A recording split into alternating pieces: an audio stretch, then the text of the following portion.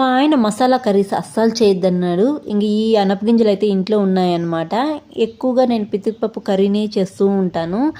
దోసలోకైనా, చపాతీలోకైనా, పూరీలోకైనా చాలా బాగుంటుంది పితికిపప్పు కర్రీ. ఇంకా మసాలా ఫుడ్ కదా చేయొద్దన్నారనమాట. ఇంక ఈ అనపగింజల్ని ఇలా సింపుల్గా కర్రీ అయితే చేసేస్తున్నాను. చాలా టేస్ట్గా ఉంటుంది. టమాటాలు కొద్దిగా ఎక్కువ వేసి చేసుకుంటే ఇంకా రాగి సంగటిలోకైనా, రైస్లోకైనా, చపాతీలోకైనా చాలా బాగుంటుంది.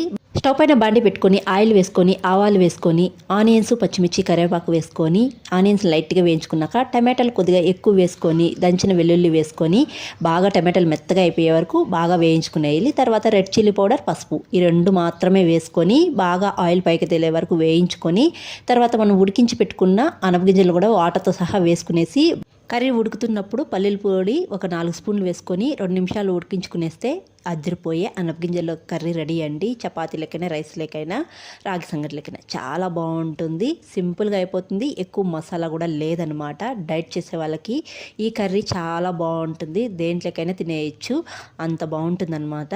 ఎవరన్నా చికెన్ అంటే తప్పకుండా ట్రై చేయండి. బాయ్.